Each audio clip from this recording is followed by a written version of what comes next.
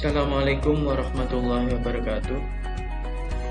Bismillah, alhamdulillah, wassalatu wassalamu ala rasulillah, la haula wa la quwata illa billah. Amma ba'du, Bapak Ibu sekalian, peserta diklat jarak jauh, guru matematika Madrasah Aliyah yang insya Allah senantiasa dimuliakan Allah. Berjumpa dengan saya, Hamim Tohari Widya Iswara dari Balai Diklat Keagamaan Surabaya. Pada kesempatan kali ini, materi inti yang pertama, kami akan membahas tentang analisis SKL, KI, dan KD serta bagaimana membreakdownnya menjadi sebuah indikator pencapaian kompetensi. Mari kita buka pembelajaran ini dengan bacaan basmalah. Semoga apa yang kita diskusikan, apa yang kita sharingkan ada guna dan manfaatnya bagi kemajuan madrasah dan peningkatan kompetensi Bapak Ibu sebagai seorang guru madrasah. Bapak Ibu sekalian, analisis SKL, KI, KD ini merupakan materi pertama dalam kediklatan kali ini.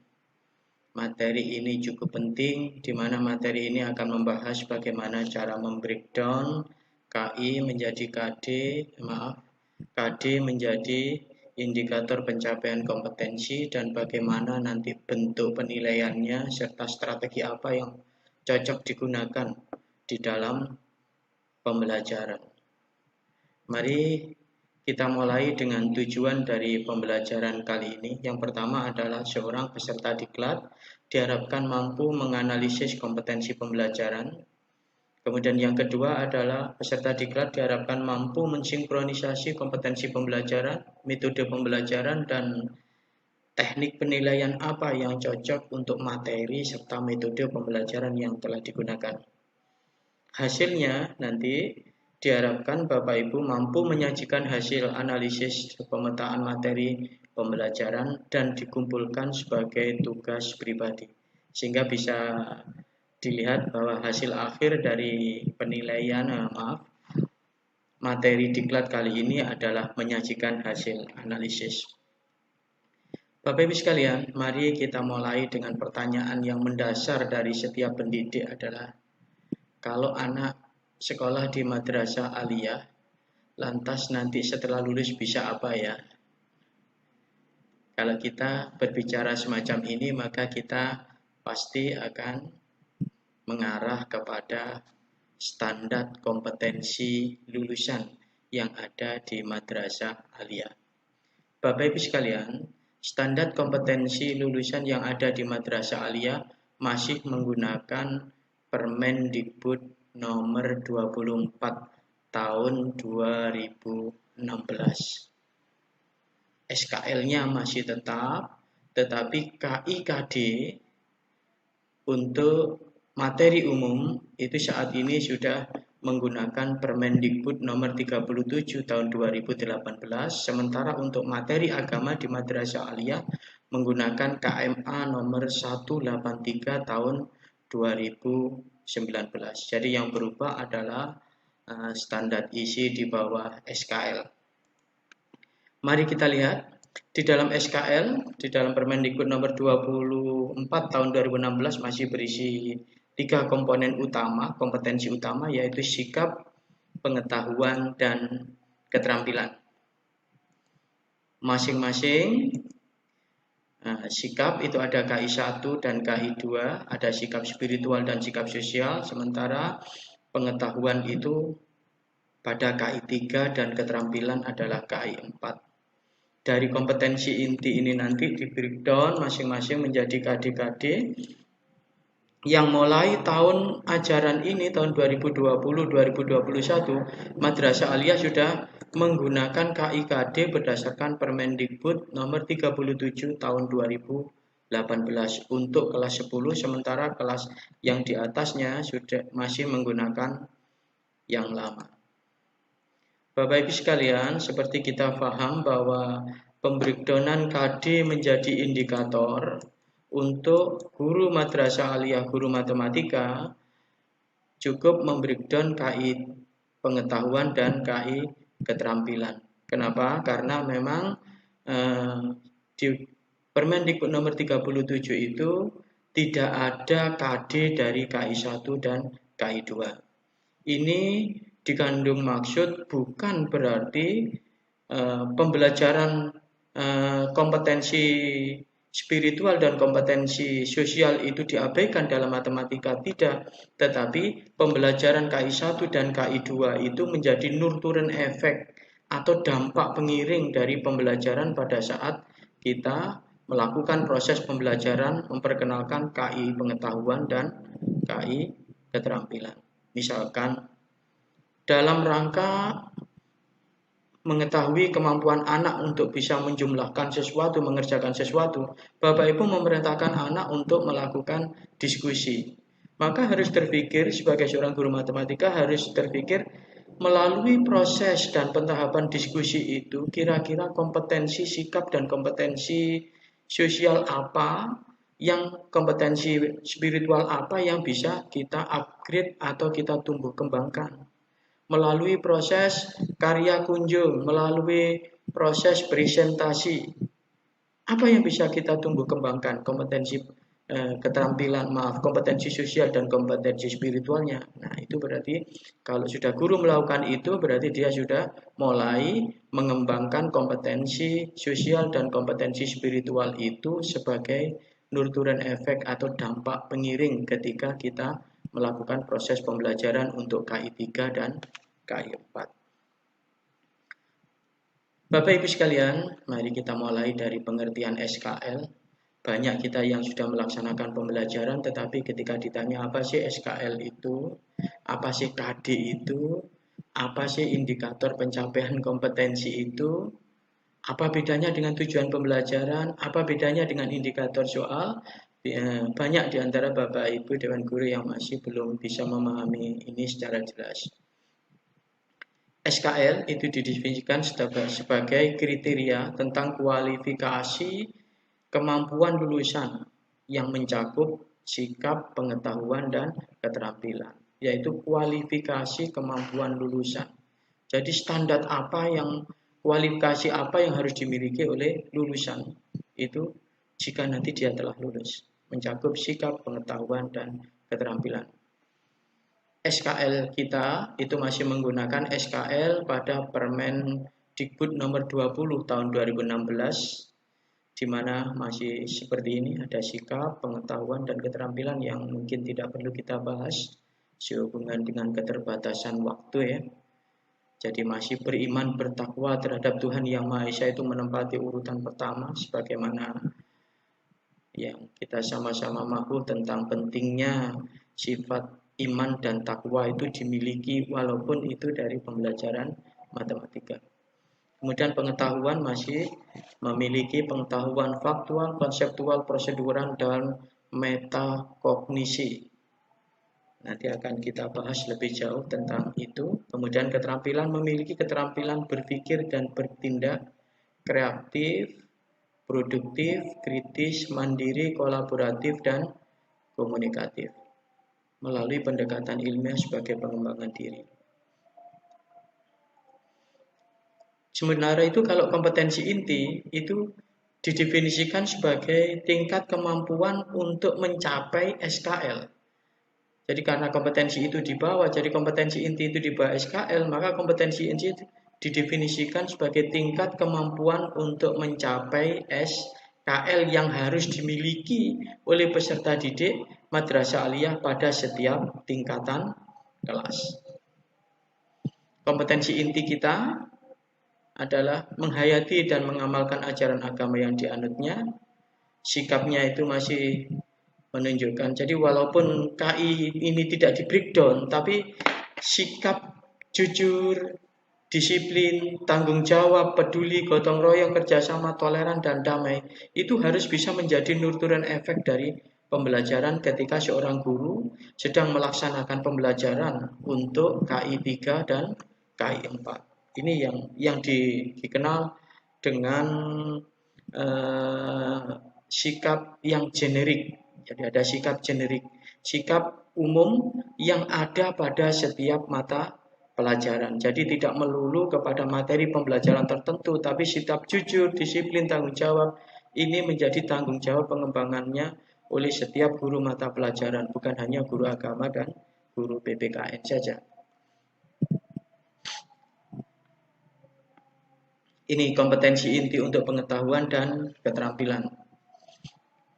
Sementara kalau definisi kompetensi dasar adalah merupakan kemampuan dan materi pembelajaran minimal. Jadi ada kemampuan dan materi pembelajaran minimal yang harus dicapai peserta didik untuk satu mata pelajaran pada masing-masing satuan pendidikan mengacu kepada kompetensi inti. Ini definisi. Mari kita bahas lebih jauh. Nah, ini yang mungkin yang lebih spesifik ya. Bagaimana membreakdown KI menjadi indikator pencapaian kompetensi. Dengan definisi, indikator pencapaian kompetensi itu adalah ciri-ciri atau perilaku yang dapat diukur dan atau diamati atau diobservasi yang menunjukkan pencapaian kompetensi dasar tertentu. Ya, jadi ini kata kuncinya. Ciri yang dapat diukur dan atau diamati. Kenapa kok dapat diukur dan atau diamati? Kok pakai dan atau? Karena ada kalanya kompetensi dasar itu hanya bisa diukur tapi tidak bisa diukur sekaligus diamati. Ada yang hanya bisa diamati atau diobservasi saja tapi proses pengukuran lebih sulit, yaitu kompetensi sikap. Nah, untungnya kita tidak berada di situ. Jadi kalau matematika rata-rata bisa diukur dan atau diamati atau diobservasi.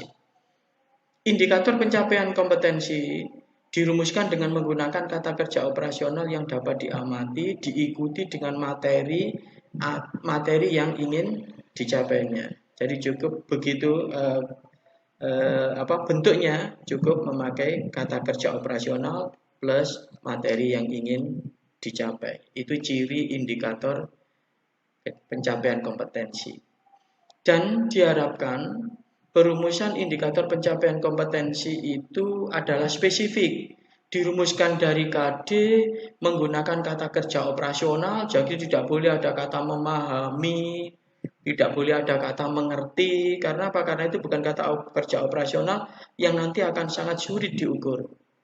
Simple, jelas, dan mudah dipahami, tidak menggunakan kata yang bermakna ganda atau ambigu. Kemudian satu tindakan, tapi ini debatable ya, ada yang mengatakan tidak perlu.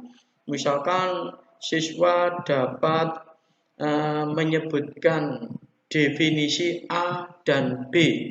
Itu sebagian mengatakan itu tidak boleh semacam itu. Kenapa? Karena ada dua tindakan, yaitu A menyebutkan A dan mendefinisikan A dan mendefinisikan B. Tapi ada yang mengatakan ya tidak apa-apa, IPK-nya begitu. Nanti rinciannya ada pada indikator soal. Yang satu menyatakan definisi A, yang satu menanyakan tentang definisi B. Ya monggo lah, kalau masalah itu debatable ya, bisa diperdebatkan. Tapi memang lebih bagus kalau satu tindakan, sehingga nanti gampang diukur indikator mana yang belum dicapai dan indikator pencapaian kompetensi mana yang sudah dicapai. Kemudian ketentuan yang lain adalah mata pelajaran, potensi, dan peserta didik sekolah, masyarakat, dan lingkungan. Itu juga harus diperhatikan. Kenapa? Karena membuat indikator pencapaian kompetensi itu benar-benar hak prerogatif guru. Sehingga kedalaman dan keluasan dari indikator pencapaian kompetensi itu benar-benar ditentukan oleh kondisi siswa, kemampuan guru dalam mengajar, fasilitas dan sarana prasarana yang ada di lingkungan madrasah, serta kondisi lingkungan dan sosial yang ada di madrasah tersebut. Jadi sebuah KD itu oleh seorang guru bisa di-breakdown menjadi 10 indikator pencapaian kompetensi, sementara guru yang lain hanya membreakdown 6 dengan alasan tertentu, tidak jadi masalah. Yang penting jangan sampai pembreakdownannya itu terlalu selo ya, terlalu dangkal sehingga tidak memenuhi standar kompetensi minimal yang harus dimiliki oleh seorang peserta didik. Contoh IPK dalam matematika. menentukan suku berikutnya dari pola bilangan. Bisa nanti pola bilangan itu segitiga, persegi panjang, atau pola bilangan yang lain. Menentukan bentuk umum suku ke N, deret aritmatika melalui generalisasi. Ini malah sudah disebutkan.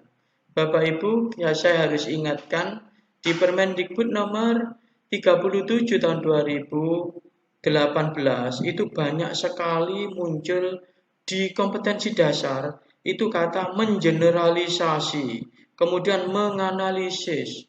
Kalau kita sebut misalkan menganalisis itu adalah C4, maka nanti cara membreakdownnya jangan sampai pembreakdownan IPK itu di bawah dari C4, ya harus dimulai dari C1 dulu sebagai jembatannya, kemudian ke C2, ke C3, baru berakhir minimal di C4. Kalau KD-nya itu kata kerjanya menggunakan kata kerja di C3, maka pembreakdownan IPK itu minimal harus sampai di C3. Kalau perlu di atasnya tidak apa-apa, tapi tidak boleh di bawahnya. Minimal sama dengan kata kerja yang ditunjukkan di dalam kompetensi dasar. Ingat, kalau kata generalisasi, menganalisis itu C4, kalau generalisasi itu sudah masuk kepada C6, karena melakukan generalisasi itu adalah merupakan proses mengeneralisasi dari beberapa pengetahuan menjadi satu pengetahuan. Jadi penggabungan, penyusunan pengetahuan premis-premis awal menjadi sebuah simpulan. Itu proses yang cukup berat sehingga menggunakan kata generalisasi. Saya lihat itu proses generalisasi itu ada sekitar, malah kalau tidak salah sekitar 10 lebih KD di Permendikbud nomor 37 saat ini yang menggunakan kata mengeneralisasi. Jadi ini mohon diperhatikan nanti kalau Bapak Ibu membreakdown KD menjadi indikator. Ini contoh-contohnya ya, nanti bisa dibaca sendiri karena ini sudah ada di dalam laman PJJ sudah kami masukkan. Contoh indikator soal. Nah, sekarang bedanya apa? Kalau indikator pencapaian kompetensi itu cukup dengan menggunakan kata kerja operasional, diikuti materi yang ingin dicapai, kata kerja operasional, menghitung, menyelesaikan, diikuti cara yang ingin dicapai. Tapi kalau indikator soal itu lebih menuntun kepada, indikator soal itu menuntun kepada pembuat naskah soal untuk mampu membuat naskah soal secara baik dan benar. Artinya apa? Indikator soal yang baik itu akan dihasilkan apabila diberikan kepada dua orang pembuat naskah soal, akan dihasilkan soal yang relatif sama. Karena relatif sama berarti indikator soal itu kuncinya harus spesifik. Misalkan, siswa dapat menentukan suku berikutnya dari pola bilangan persegi. Maka seorang guru, kalau indikator diberikan kepada dua orang guru akan dihasilkan soal yang relatif sama. Mungkin yang ditanyakan bisa berbeda sukunya, tetapi pola bilangannya sama. Siswa dapat menghitung nilai diskriminan persamaan kuadrat. Mungkin persamaan kuadratnya berbeda, A, B, C-nya berbeda, tetapi yang ditanyakan tetap sama, yaitu tentang diskriminan. Jadi tidak memungkinkan menghasilkan dua soal yang relatif berbeda. Jadi kalau untuk melihat indikator soal itu baik atau tidak, cek apakah ini bisa menghasilkan soal yang relatif berbeda? Kalau iya, mohon dibuat lebih spesifik. Ini contoh yang tidak menggunakan rumus ABCD ya, audience, condition, behavior, dan degree. Tapi ya kalau ini yang lengkap. Jadi disajikan nilai suku ke N dari dua barisan aritmatika yang tidak berurutan. Siswa dapat menentukan bentuk umum suku ke N barisan aritmatika tersebut. Nah, ini akan menuntun seseorang untuk bisa membuat soal dengan sangat baik. Nah, soal ini berarti soal ini memiliki stimulus, sementara contoh 1 dan 2 tidak memiliki stimulus. Disajikan 4 grafik fungsi kuadrat. Siswa dapat memilih bentuk fungsi grafik fungsi kuadrat yang A-nya positif, B-nya negatif, dan C-nya tidak sama dengan 0. Mohon maaf, ini salah, tidak sama dengan 0, dan seterusnya. Ini contoh yang menggunakan rumusan ABCD. Boleh ditambahi dengan benar, dengan tepat. Kalau ingin degree-nya masuk ya. Jadi kalau enggak ya sudah umum semacam ini. Tapi cirinya cuma ada kata siswa dapat atau peserta didik dapat. Sementara kalau tujuan pembelajaran itu merupakan jabaran lebih rinci dari indikator. Tapi kadang ada kalanya juga beberapa indikator itu dalam rumusan kegiatan yang sama. Nanti kita contohkan. Dirumuskan berdasarkan kompetensi dasar dari KD, KI 1 dan KI 4. Dengan mengaitkan KI 1 dan 2 untuk menyampaikan perwujudan pencerminan bahwa ada nurturen efek dari pembelajaran yang dilakukan walaupun untuk matematika hanya KD 3 dan KD 4. Menggunakan kata kerja operasional yang dapat diukur dan atau diamati. Contoh bentuk umumnya pakai audience, behavior, condition, dan degree. Kalau conditionnya di sini di dalam tujuan pembelajaran, conditionnya itu berupa strategi, model, teknik pembelajaran atau media pembelajaran. Sementara kalau di dalam indikator soal, conditionnya itu adalah stimulus, bisa berupa teks, bisa berupa paragraf, bisa berupa tabel, dan yang lain-lainnya. Contoh, melalui ceramah, diskusi, dan karya kunjung, siswa dapat merumuskan bentuk umum suku ke N melalui generalisasi dengan percaya diri. Ini conditionnya. Melalui ceramah, diskusi, dan karya kunjung, dalam hal ini conditionnya adalah berupa model, strategi, teknik pembelajaran, siswa, ini audiennya, behavior, dapat merumuskan bentuk umum suku ke N melalui generalisasi dengan percaya diri. Ini bisa berupa degree yang menguatkan KI 1 dan 2. Boleh ditambah dengan benar dan percaya diri, dengan tepat dan percaya diri. Itu mungkin apa yang bisa kami sampaikan tentang perbedaan antara indikator pencapaian kompetensi, kemudian tujuan pembelajaran, dan indikator soal. Nah, kadang tujuan pembelajaran itu oleh guru bisa semacam ini. Siswa dapat menjelaskan tujuan mempelajari akidah Islam melalui ceramah. Nah, ini didahulukan ininya ya. Kemudian metodenya, strateginya ada di belakang. Juga tidak apa-apa. Melalui ceramah, diskusi, dan karya kunjung, peserta didik dapat menjelaskan pangkat bilangan bulat positif, pangkat bilangan bulat negatif, pangkat pecahan, dan bentuk akar. Ini tidak apa-apa jika memang kegiatan-kegiatan pengenalan pangkat bilangan positif, negatif, pecahan, dan akar itu memang benar-benar dilakukan melalui ceramah, diskusi, dan karya kunjung.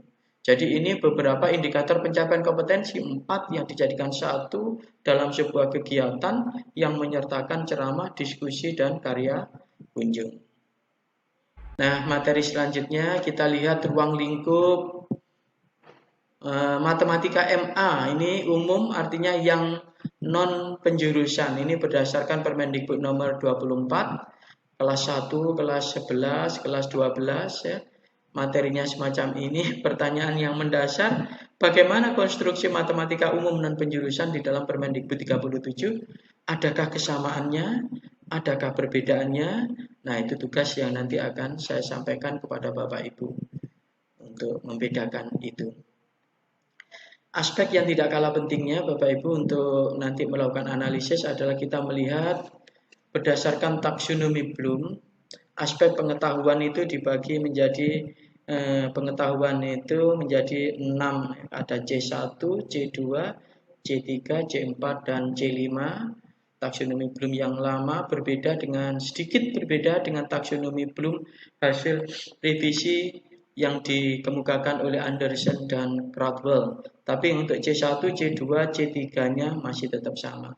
Mengingat, memahami, dan menerapkan. Nah, ini kata kerja operasional, tapi tidak hanya ada 6 ini, bisa yang lain. Contoh-contoh sederhana tentang kata kerja operasional. Nah, yang memulai berbeda dalam taksonomi belum hasil revisi adalah kalau dahulu sampai C1, C4 ini tetap sama, tetapi kalau di yang baru mengevaluasi itu yang aslinya C6 turun menjadi C5, mensintesis yang sekarang menjadi kata mencipta, mirip juga dengan mensintesis menjadi keterampilan atau keterampilan pengetahuan yang tertinggi. Mencipta, merencanakan, merevisi, mengembangkan, membangun, mengintegrasikan, memodifikasi, mengeneralisasi, mengumpulkan beberapa pengetahuan menjadi pengetahuan baru. Nah, itu proses generalisasi, itu berada di kategori C6. Kemudian kalau dilihat dari dimensinya, sebagaimana yang ada di buku petunjuk K13, dimensi pengetahuan itu ada fakta, ada konsep, ada prosedur, dan ada metakognisi.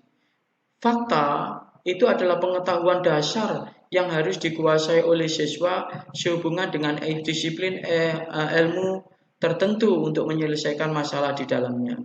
Jadi ini berhubungan dengan kata-kata, simbol. Kalau garis mendatar itu sejajar, agak miring, itu biasanya disebut dengan kesejajaran. Ada garis dari atas, kemudian ada garis horizontal, ada garis vertikal, disatukan, itu biasanya dibaca tegak lurus. Itu fakta. Kemudian ada seperti huruf C, itu bisa diartikan sebagai himpunan bagian. Ya. Kemudian ada F pangkat min 1, itu bisa diartikan sebagai invest. Itu adalah contoh-contoh fakta. 2 bilangan prima yang genap itu fakta. 2 juga bilangan genap itu fakta. 3 bilangan ganjil. Surabaya ibu kota Provinsi Jawa Timur. Nah, itu adalah contoh fakta. Ya. Kemudian kalau pengetahuan konseptual itu berhubungan dengan hubungan unsur-unsur dalam sebuah susunan yang dihubungkan dengan menggunakan definisi, konsep, prinsip, dan seterusnya. Kita ambil contoh, misalkan pengetahuan konseptual ya, misalkan teori tentang polinom. Kemudian definisi, konsep itu berhubungan selalu dengan definisi apakah segitiga itu. Dengan mengetahui teori tentang definisi, konsep tentang definisi segitiga, ketika kita melihat sebuah benda, maka kita bisa mengkategorisasi benda ini masuk segitiga apa tidak. Nah, ketika kita tahu definisi tentang bilangan bulat, kalau ada sebuah bilangan maka kita bisa mengategorisasikan apakah bilangan ini termasuk bilangan bulat, apa bilangan non bulat, dan seterusnya. Jadi itu untuk konseptual. Jadi berhubungan pengetahuan yang berhubungan dengan definisi apakah segitiga itu, apakah polinom itu, apakah kesejajaran dua garis itu. Nah, itu berhubungan dengan konseptual. Ada yang disebut pengetahuan prosedural, berhubungan dengan tata cara melakukan sesuatu. Jadi berhubungan dengan kriteria menggunakan skill, algoritma tertentu, teknik tertentu, metode tertentu untuk menyelesaikan masalah. Prosedural, misalkan prosedur untuk memprint out Microsoft Word, prosedur untuk menyelesaikan sistem persamaan dengan metode eliminasi, itu termasuk pengetahuan prosedural. Dengan metode substitusi, dengan aturan Kramer, itu termasuk prosedural. Cara mengalihkan suku dua dengan suku dua, itu prosedural. Cara menyelesaikan rumus persamaan kuadrat dengan menggunakan rumus ABC, itu pengetahuan prosedural. Yang terakhir, pengetahuan dimensi pengetahuan yang tertinggi adalah metakognisi. Nah, ini adalah pengetahuan kognitif yang secara umum dihadirkan dari sebuah kesadaran, dari pengalaman, dan proses generalisasi dari pengetahuan yang dimiliki seseorang. Misalkan begini, saya kalau melihat sebuah persamaan kuadrat dengan A sekian, B sekian, C sekian, ini pasti lebih cepat kalau menyelesaikannya dengan menggunakan pefaktoran. Kalau melihat nilai diskriminannya sekian, pasti lebih cepat dengan menggunakan rumus ABC. Nah, pengetahuan yang diperoleh untuk menyelesaikan suatu masalah berdasarkan pengalaman itu yang dinamakan pengetahuan metakognisi. Contoh gampangannya misal begini, kita berada dalam sebuah ruangan itu kok sudah mulai pengap ya, kemudian kita melihat ke atas, mendung, kok sudah mulai menghitam. Berdasarkan pengalaman saya sehari-hari selama ini, kalau ruangan sudah mulai pengap, mendung sudah mulai menghitam, berarti sebentar lagi akan hujan. Nah, kesimpulan itu dari mana? Dari pengalaman. Itulah pengetahuan metakognisi.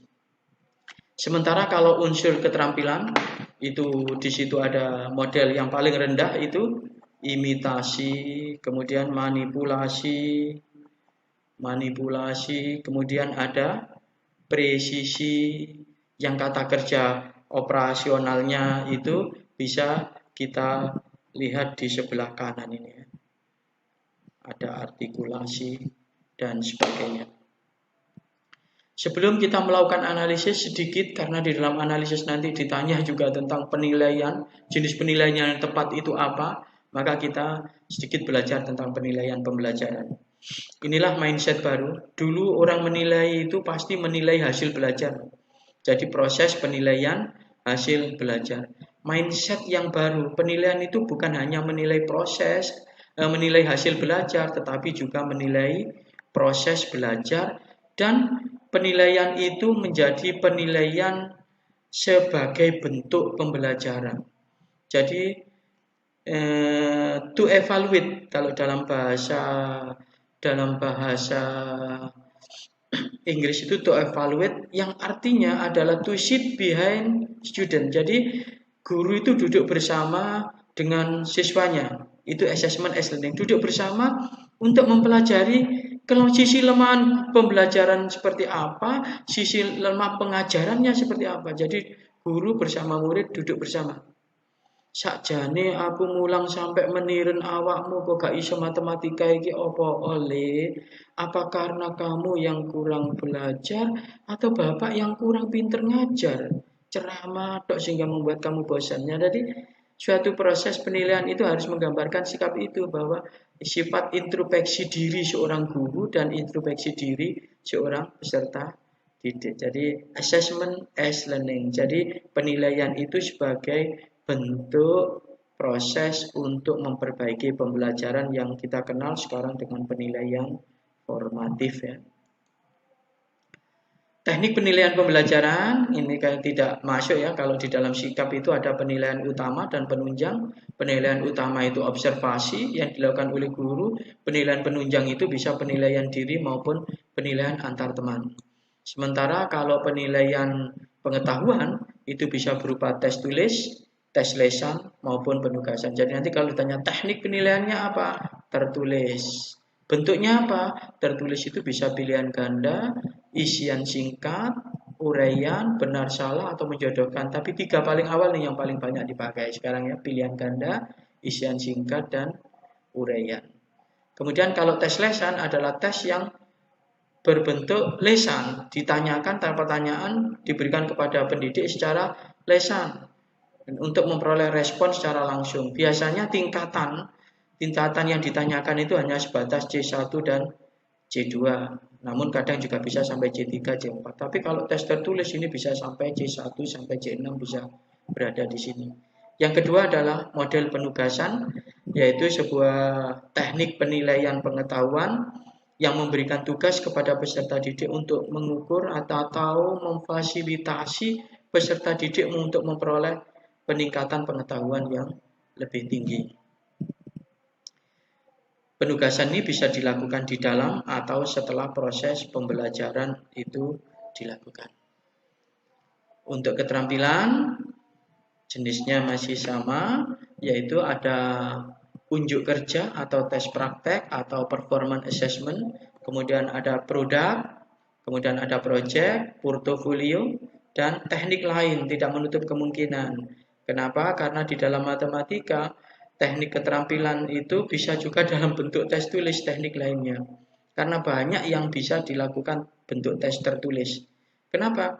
Karena kita tahu bahwa keterampilan itu ada keterampilan halus, ada keterampilan kasar. Sementara kalau matematika itu lebih banyak keterampilan non-motorik, keterampilan yang lebih banyak unsur kognitifnya. Contoh, anak disuruh membuat tabel dari data tunggal. Itu yang lebih menonjol itu tangan bekerja menyusun tabel atau otaknya. Nah, kan lebih banyak faktor kognitifnya ya, yang disebut dengan keterampilan halus dalam matematika. Nah, jenis keterampilan itu ada praktek, ada produk dan proyek. Sementara kalau produk itu dibagi menjadi dua, ada produk holistik yang dinilai hanya hasil akhirnya. Jadi kalau anak saya suruh membuat pakaian, saya suruh membuat es krim, kemudian yang saya nilai hasil akhirnya, saya tidak peduli produk ini tadi memakai bahan apa, cara pengerjaannya seperti apa, hanya hasil akhir saja, maka itu holistik. Kalau analitik sebaliknya, mulai dari persiapan, proses pembuatan sampai hasil akhir dinilai semua.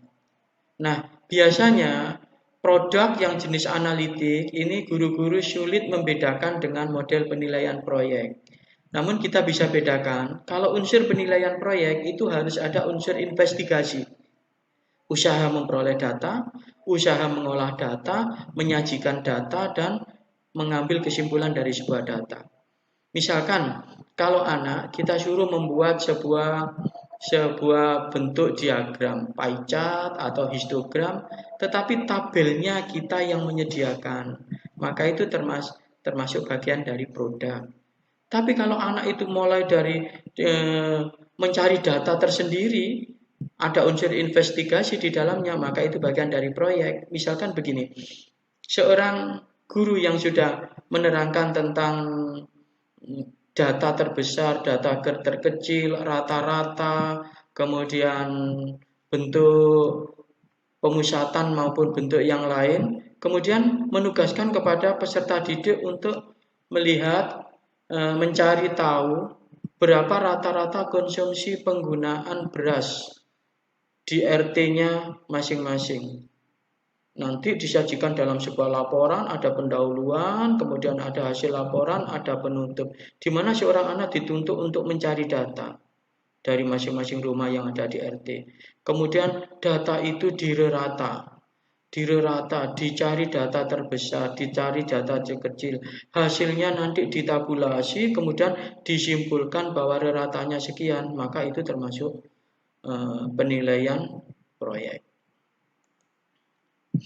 Bapak Ibu sekalian, apa yang saya terangkan di atas tadi, usaha untuk kita dalam hal memetakan kompetensi pembelajaran. Ya, nanti kita akan berusaha menghubungkan antara SKLKI tadi dengan materi pembelajaran, metode pembelajaran, teknik penilaian. Tujuannya apa? Menghubungkan ini metode, materi, penilaian, kompetensi pembelajaran itu adalah untuk mensinkronisasi antara unsur-unsur ini dalam sebuah tabel yang nanti tabel itu akan mempermudah kita dalam menyusun rencana praktek pembelajaran. Jangan lupa Bapak Ibu sekalian, nanti Bapak Ibu pada akhir kediklatan ini akan kami tuntut untuk bisa membuat pemetaan seperti ini contohnya. Bapak Ibu bisa mengambil salah satu dari kompetensi dasar, tapi saya harapkan mengambil dari Permendikbud nomor 37 ya. Misalkan saya ambil ini di kelas 11 semester 1. Di sini ada menjelaskan program linier, dua variabel dan metode penyelesaiannya dengan menggunakan masalah kontekstual. Kata menjelaskan, jadi ini paling hanya C1 dan C2, tapi tidak menutup kemungkinan kita bisa mengembangkan sampai C3 ya, sampai ke aplikasinya. Jadi ada materinya adalah program linier, ceramah, diskusi, curah pendapat, karya mengunjungi karya kelompok dan sebagainya ya, penugasan. Nah, ini adalah indikator pencapaian kompetensi. Jadi dimulai dari C1, C2 sampai C3. Ini yang cocok pakai apa? Ternyata pakai tes tertulis. Bentuk instrumennya bisa uraian atau pilihan ganda. Jadi cari KD yang berpasangan 32 dengan 42 menyelesaikan masalah kontekstual yang berkaitan dengan program linier 2 variabel. Dimensi kompetensinya apa? Artikulasi. Karena apa? Karena dia memecahkan masalah, mengintegrasikan, memodifikasi ya. Jadi program linier, diskusi dan penugasan menyelesaikan masalah kontekstual yang berkaitan dengan program linier 2 variabel. Ini indikator pencapaian. Bentuknya apa? Bisa produk, bisa proyek. Bentuk instrumennya ya instrumen penilaian produk. Kalau instrumen proyek ya bentuk instrumen penilaian proyek. Jangan lupa Bapak Ibu diskusikan melalui WA maupun melalui laman yang ada di dalam portal PJJ. Sudah kami siapkan hal-hal berikut ini. Seperti standar kompetensi apa yang digunakan di dalam Madrasah Aliyah tahun 2020-2021, apa kesamaan dan perbedaannya? Apa persamaan dan perbedaan indikator pencapaian kompetensi, tujuan pembelajaran, dan indikator soal? Apa persamaan dan perbedaannya? Berikan contohnya, dan seterusnya. Baik Bapak Ibu, terima kasih atas perhatiannya. Semoga penjelasan yang cepat, ringkas ini bermanfaat bagi Bapak Ibu untuk peningkatan kompetensi Bapak Ibu sebagai guru matematika Madrasah Aliyah. Jangan lupa untuk mengerjakan tugas-tugas dan mengerjakan penilaian akhir mata diklat yang sudah kami siapkan di laman PJJ sebelum batas waktu. Ingat ya, kata kuncinya sebelum batas waktu. Terima kasih atas perhatiannya. Akhirul kalam. Wassalamualaikum warahmatullahi wabarakatuh.